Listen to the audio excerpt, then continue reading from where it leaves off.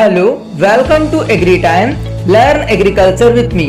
Friends, today's topic CGPAT exam Horticulture Class 2. Friends, आज जो हम पढ़ने वाले हैं वो है सधाई यानी कि ट्रेनिंग के बारे में। इसके हम उद्देश्य जानेंगे, ट्रेनिंग क्या होता है इसको जानेंगे, इसके प्रकारों के बारे में जानेंगे, इसकी विधियों के बारे में जानेंगे। मतलब टोटली सभी चीजों के बारे में हम विस्तार से चर्चा करेंगे कि सधाई क्या होता है, ट्रेनिंग क्या होता है, इसके बारे में। सेकेंड अपन बात करेंगे किसकी, काट छांट की, जिसको हम प्रूनिंग बोलते हैं। तो काट छांट में भी हम क्या होता है ये जानेंगे, इसके प्रकारों के बारे में जानेंगे। जितना हम सधाई के बारे में जानेंगे उतना ही काट छांट के बारे में डिटेल से जानेंगे। ठीक है। सो डियर एग्रियंस, अगर आप हमारे चैनल पर नए हैं या पहली बार विजिट किए हैं तो हमारे चैनल को सब्सक्राइब कर लीजिए, साथ ही साथ बेल आइकन को भी प्रेस कर लीजिए ताकि आपको आने वाली वीडियोस की नोटिफिकेशन टाइम टू टाइम मिलते रहे। इससे पहले हमने हॉर्टिकल्चर का एक पार्ट और बनाया है, अगर आपने वो नहीं देखा है तो जरूर देखें ताकि ये क्लास भी आपको और अच्छे से समझ में आए। पार्ट 1 की जो वीडियो लिंक है वो डिस्क्रिप्शन में दी गई है, वहां से आप देख सकते हो। फ्रेंड्स, चलिए फर्स्ट अपन बात करते हैं किसकी, सधाई की यानी कि ट्रेनिंग की। ये क्या होता है तो देखिए, जो सधाई है या ट्रेनिंग है ये वृक्षों में की जाती है। और ये क्या होता है तो फल वृक्षों को एक निश्चित आकार तथा विशेष ढांचा प्रदान की क्रिया को ही हम क्या बोलते हैं, सधाई बोलते हैं, ट्रेनिंग बोलते हैं। ठीक है। सधाई वृक्षों की प्रारंभिक अवस्था में करनी चाहिए, अर्थात यह कार्य वृक्षों के फलन के पूर्व हमें कर लेना चाहिए। वृक्षों में फल नहीं आए रहते हैं उसके पहले हमें कर लेना चाहिए, क्योंकि फल आने के बाद हम जो सधाई है वो तो कर नहीं सकते। ठीक है। तो इसलिए हमें फलन के पूर्व कर लेना चाहिए। ठीक है। चलिए आगे अपन बात करते हैं सधाई के उद्देश्यों के, ट्रेनिंग के उद्देश्य की। ठीक है। तो पौधों को इच्छानुसार तथा आकर्षक ढांचा प्रदान करना इसका पहला उद्देश्य हो जाएगा। इच्छानुसार हम ढांचा प्रदान कर सकते हैं आकर्षक रूप से। सेकंड उद्देश्य इसका है पौधों के विभिन्न भागों तक रोशनी तथा हवा पहुंचाना। ओके।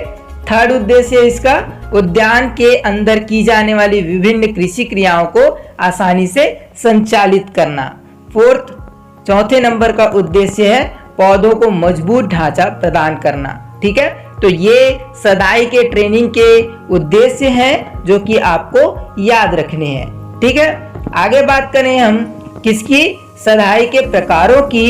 तो सधाई के प्रकारों में साधारणतः मैदानी फल वृक्षों में सधाई की आवश्यकता नहीं होती।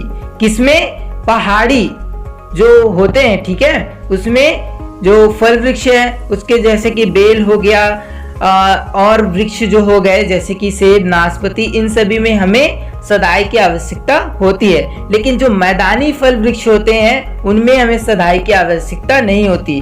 तो याद रखिएगा, पहाड़ी क्षेत्रों में उगने वाले जितने भी फल वृक्ष हैं जो कि बेल के रूप में होते हैं उन सभी में सधाई की आवश्यकता होती है।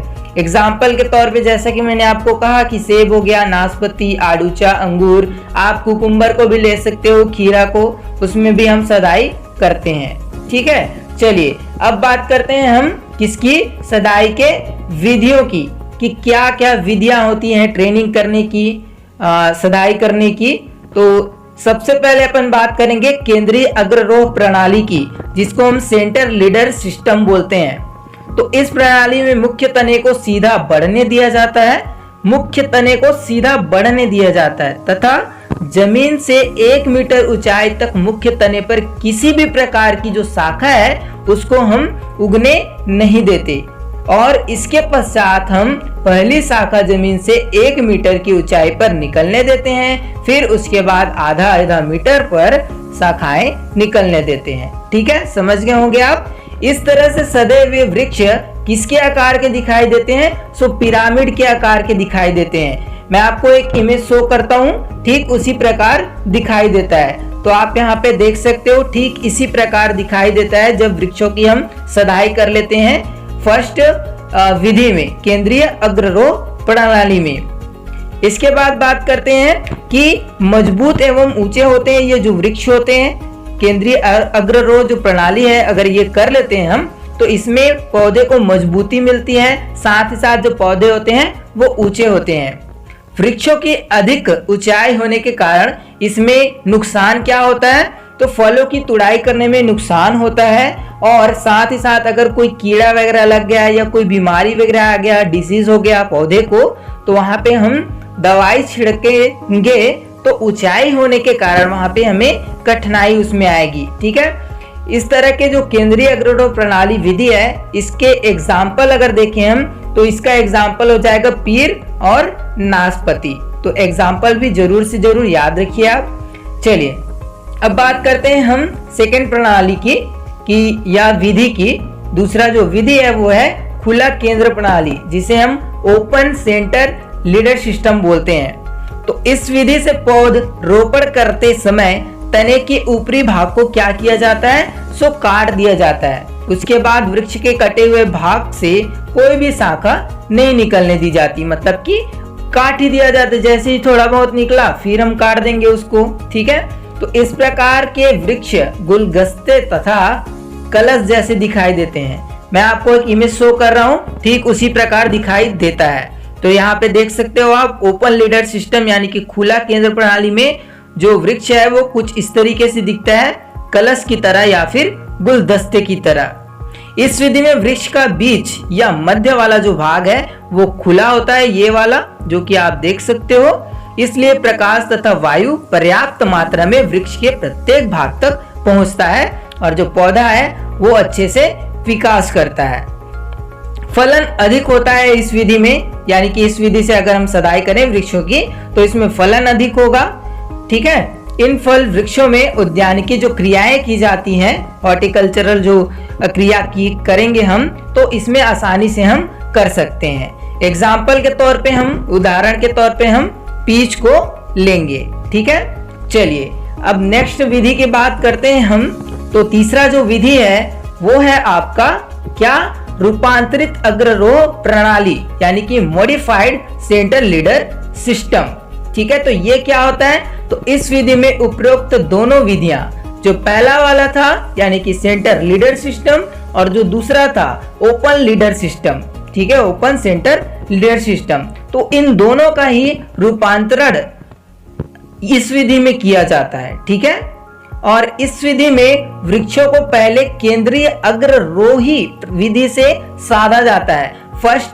फर्स्ट विधि जो हमने बताया आपको सेंटर लीडर सिस्टम, तो उससे पहले इसको साधा जाता है। ठीक है, उसके बाद में हम ऊपरी शाखाओं को काट देते हैं और वर्तमान में हमारे इंडिया में और पूरे वर्ल्ड में इसी विधि का अधिकतर प्रयोग किया जाता है। ठीक है, यहाँ पे मैं आपको एक इमेज शो कर रहा हूँ। ठीक इसी प्रकार जो रूपांतरित अग्ररोह प्रणाली है उसमें जो वृक्ष है वो कुछ इस प्रकार से दिखाई देता है।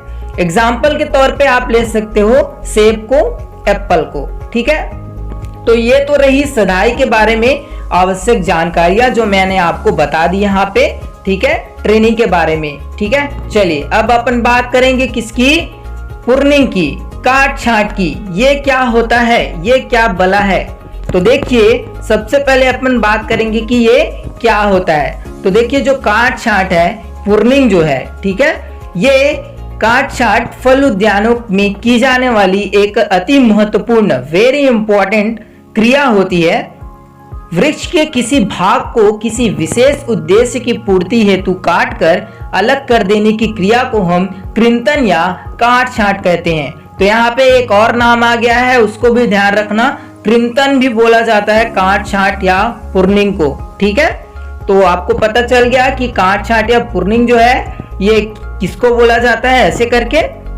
अब बात करेंगे हम कि किन किन उद्देश्यों की पूर्ति के लिए हम प्रूनिंग कर सकते हैं, कृंतन कर सकते हैं। तो पहला जो उद्देश्य की पूर्ति होती है वो होती है फल वृक्षों की अधिक समय तक उपजाऊ एवं ताकतवर बनाने के लिए वृक्षों को। सेकंड है पौधों के अवांछित, बीमारी ग्रस्त तथा अनुत्पादिक भागों को हटाने के लिए, जिनसे हमें कोई फायदा नहीं होता, उन शाखाओं को हम काट देंगे। ठीक है, अलग कर देंगे। तो ये दूसरा उद्देश्य हो गया।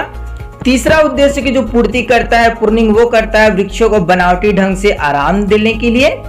फोर्थ में है, चौथे नंबर का उद्देश्य, वृक्षों में वानस्पतिक वृद्धि तथा फलन में सामंजस्य यानी कि एडजस्टमेंट बनाने के लिए हम प्रूनिंग करते हैं या इस उद्देश्य की पूर्ति करता है प्रूनिंग।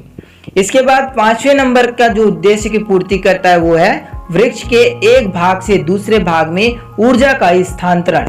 ठीक है, तो ये उद्देश्य की पूर्ति करता है जो प्रूनिंग है, वो काट छांट है वो। ठीक है, चलिए अब अपन आगे बात करेंगे किसकी, तो काट छांट के कुछ नियम जो हैं उनके बारे में बात करेंगे। ठीक है, काट छांट के नियम।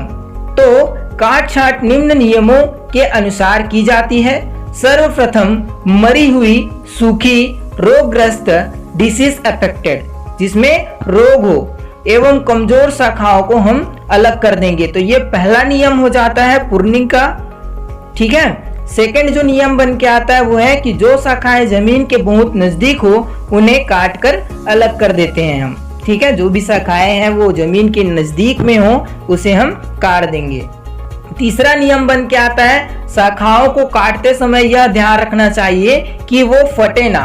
ठीक है, बीच से कटे ना, एकदम साइज में वो कटे, गोल आकार का। ठीक है, इसके बाद फोर्थ नियम में आता है काट छांट या प्रूनिंग या कीर्तन के पश्चात कटे हुए स्थान पर हमें क्या लगाना चाहिए, बोडो पेस्ट या फिर चौवटिया पेस्ट लगाना चाहिए। क्यों लगाना चाहिए, जनरली अगर हम मनुष्यों को अगर कुछ घाव वगैरह या चोट वगैरह लग जाता है तो हम जैसे दवाई लगाते हैं, ठीक उसी प्रकार पौधों को भी चोट लगती है तो उनमें दवाई के तौर पर क्या प्रयोग किया जाता है, तो बोडो पेस्ट या फिर चौवटिया पेस्ट। ठीक है, तो ये हमें जरूर लगाना चाहिए काट छांट के पश्चात।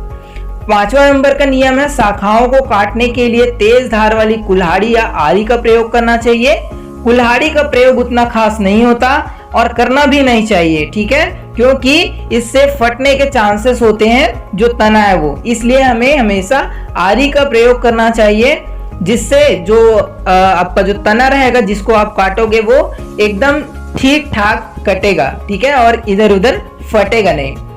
छठवां नंबर का जो नियम बन के आता है काट छांट का वो है कि कमजोर दुखाड़ी कोण यानी कि टेढ़े मेढ़े जो तना होते हैं उसको हमें पहले काटना चाहिए, ना कि एकदम सीधा रहेगा उसको हम जाके काट दें। जो टेढ़ा मेढ़ा शाखा रहेगा उसको हमें पहले काटना है। ठीक है, चलिए आगे बात करें हम काट छांट का टाइम। काट छांट यानी कि प्रूनिंग का समय क्या होगा बेस्ट, तो अलग अलग फल वृक्षों में कृंतन का समय अलग अलग होता है। विभिन्न फल वृक्षों में कृंतन का समय निम्नानुसार है, जो मैं आपको आगे डिस्कस करता हूँ। तो सदाबहार यानी कि एवरग्रीन एवं पर्णपाती वृक्षों में कृंतन का समय इनकी सुसुप्तावस्था में रहता है, डोर्मेंसी स्टेज में। ठीक है, सेकंड है ऐसे वृक्ष जिनमें फूल तथा फल 1 वर्ष पुरानी शाखाओं पर लगते हैं, 1 वर्ष पुरानी शाखाओं पर लगते हैं, जैसे कि हो गया आम, हो गया अमरूद, हो गया। तो इनकी जो शाखाएं होती हैं उनमें पुरानी 1 वर्ष पुरानी शाखाओं में फल लगती है। जो शुरू वर्ष में आई रहती शाखाएं उनमें फल नहीं लगती, दूसरे वर्ष में फल लगना शुरू होता है। आम, अमरूद हो गया इनमें। तो इनमें कृंतन का समय जो है वो फलन की समाप्ति के बाद होता है। ठीक है, जैसे फल आ गया तो फल तोड़ भी लिए हम, उसके बाद हम उसमें कृंतन कर सकते हैं, प्रूनिंग कर सकते हैं। तीसरा है ऐसे वृक्ष जिनमें फूल तथा फल नई शाखाओं पर लगते हैं, जैसे चाहिए कि नई शाखाओं से निकलकर फल पैदा कर सके। ठीक है, ये लाइन आपको समझ में नहीं आया होगा तो देखिए बता देता हूं। ऐसे वृक्ष जिनमें फूल तथा फल नई शाखाओं पर निकलते हैं तो हमें उनको क्या करना चाहिए, नहीं काटना चाहिए, और उनमें जो नई शाखाएं हैं उसको हमें फल उनमें लगने देना चाहिए। ठीक है, उसके बाद दूसरे साल से हम उसे काट सकते हैं। आगे बात करें हम कृंतन की विधियों की कि क्या क्या कृंतन की विधियां हैं, प्रूनिंग की विधियां कौन कौन सी है, तो इसके बारे में हम डिस्कस करते हैं। तो कृंतन को पौधों के भागों के आधार पर निम्न 2 विधियों से रखा जा सकता है। फर्स्ट है आपका जड़ कृंतन यानी कि रूट प्रूनिंग, और सेकंड में है आपका प्ररोह कृंतन यानी कि शूट प्रूनिंग। सबसे पहले अपन बात करेंगे जड़ कृंतन की, रूट प्रूनिंग की। तो इसमें पौधों की जड़ों की काट छांट की जाती है। क्या की काट छांट की जाती है? तो जड़ों की काट छांट की जाती है, रूट की। यह निम्नलिखित दो प्रकार से किया जाता है। और पहला कौन सा है? तो पहला है हल्की जड़ कृंतन, शैलो रूट प्रूनिंग। तो इसमें पौधों की जड़ों को ज्यादा गहराई से नहीं काटा जाता है। उद्यान की हल्की जुताई के समय फल वृक्षों की ऊपरी जड़ स्वयं ही कट जाती है या फिर टूट जाती है, जब जिस समय हम जुताई करते हैं, ठीक है, पौधे लगाने के लिए जब पौधा लगा होता है, ठीक है। तो इसके अतिरिक्त भी कभी कभी कुछ समय के लिए सिंचाई रोककर पौधों के चारों ओर कितना 1 से 1.5 माह के लिए मिट्टी हम हटा देते हैं, जिससे ऊपरी जड़ें स्वयं ही सूखकर नष्ट हो जाती है। तो ये था जड़ कृंतन का पहला प्रकार, हल्की जड़ कृंतन, शैलो रूट प्रूनिंग।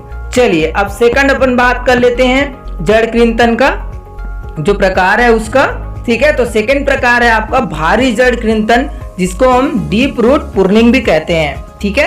तो इस विधि में वृक्ष के तने के चारों ओर की जो मिट्टी होती है उसको छोड़कर पौधे के चारों ओर 1 से 1.5 मीटर की क्या बनाई जाती है? खाई बना जाती है, ठीक है, यानी कि गड्ढा किया जाता है तथा उस खाई में आने वाली जड़ों को काट दिया जाता है। इनमें मुख्यतः कौन सी जड़ें होती है? तो प्रासुर्य जड़ें होती हैं, जिसको ही काटा जाता है। इस खाई में ताजी मिट्टी तथा सड़ी हुई गोबर की खाद का मिश्रण मिलाकर क्या किया जाता है? सो भर दिया जाता है काटने के पश्चात, ठीक है। जड़ कृंतन से पौधों में CN अनुपात यानी कि कार्बन नाइट्रोजन अनुपात जो है वो बढ़ जाता है, जिससे पौधों में अधिक फलन होता है, जिससे उत्पादन भी अधिक होता है। जड़ कृंतन से वानस्पतिक वृद्धि कम होकर फलन बढ़ता है, ठीक है, यानी कि जो वानस्पतिक वृद्धि है वो रुक जाता है और जो फलों का उत्पादन है वो बढ़ जाता है। अपन बात करेंगे अब कृंतन की विधियों में सेकंड विधि, ठीक है। तो पहला तो आपका जड़ था, दूसरा है आपका टेरो कृंतन यानी कि शूट प्रूनिंग। तो इसके प्रकार निम्नलिखित हैं, जो कि मैं आपको आगे डिस्कस करके बताने वाला हूं। तो पहला है विरलन, जिसको हम थिंकिंग आउट बोलते हैं, इंपॉर्टेंट है, ठीक है। ये पूरा चैप्टर ही इंपॉर्टेंट है, जो मैं आपको पढ़ा रहा हूँ, सदाई हो गया, प्रूनिंग, ये सभी इंपॉर्टेंट है, तो अच्छे से इसको पढ़ते जाइए। तो सबसे पहले अपन बात करेंगे विरलन की यानी कि थिंकिंग आउट की। तो वृक्षों की अनावश्यक शाखाओं को उनके मूलस्थ से काट देने की विधि क्या कहलाती है? थिंकिंग आउट कहलाती है, विरलन कहलाती है। इस काट छांट की आवश्यकता तब पड़ती है जब वृक्ष अधिक घना हो एवं शाखाएं एक दूसरे से उलझी हो, तब हम क्या करेंगे? विरलन करेंगे, थिंकिंग आउट करेंगे, ठीक है। इसके बाद नेक्स्ट अपन बात करेंगे किसकी? तो नेक्स्ट अपन बात करने वाले हैं छगाई की यानी कि हेडिंग बैक की। तो इस विधि में शाखाओं के अग्रभाग या ऊपरी भाग को काटकर अलग कर दिया जाता है, जिससे कटे हुए भाग के नीचे से नई शाखाओं का फुटाव होने लगता है, ठीक है। इस विधि के द्वारा वृक्ष के किसी भी भाग पर आवश्यकता अनुसार नई शाखाएं प्राप्त की जा सकती है, ओके। तो उसको हम क्या बोलेंगे? हेडिंग बैक बोलेंगे। इसके बाद नेक्स्ट है पिचिंग। तो पिचिंग क्या होता है? तो इस क्रिया के अंतर्गत शाखाओं के ऊपरी सिरे 2 से 3 पत्तियों के साथ तोड़ दिए जाते हैं। ऊपरी जो शाखा है ना, उसको हम 2 से 3 पत्तियों में तोड़ देंगे या फिर काट देंगे। इस विधि का उपयोग विशेषकर गुलदाउदी हो गया, डहेलिया हो गया इत्यादि में अधिक फूलों की प्राप्ति के लिए किया जाता है, ठीक है। तो एग्जाम्पल भी जरूर से जरूर याद रखिएगा। पिचिंग किसमें किया जाता है? तो गुलदाउदी में किया जाता है, डहेलिया में किया जाता है, ठीक है। तो इसको याद रखिएगा। अब आगे बात करेंगे हम निष्कलिकायन यानी कि डिसबडिंग के बारे में। तो निष्कलिकायन या जो डिसबडिंग होता है, ये होता है एक बड़ा फूल प्राप्त करने के लिए आसपास की सभी छोटी जो कलिकाएं हैं उसको हम तोड़ देंगे, ठीक है, या फिर अनावश्यक कली को हम वहां से हटा देंगे, रिमूव कर देंगे, तो उसको हम क्या बोलेंगे? निष्कलिकायन बोलेंगे। इसमें फायदा ये होता है कि जो फूल है उसका आकार हमें क्या होता है? बड़ा प्राप्त होता है, ठीक है। तो ये थी आज की क्लास। अगर आपको वीडियो पसंद आई तो वीडियो को लाइक जरूर करना, शेयर करना अपने फ्रेंड्स के पास, कमेंट करना वीडियो कैसा लगा। चैनल पर पहली बार आए हो तो चैनल को सब्सक्राइब जरूर करना।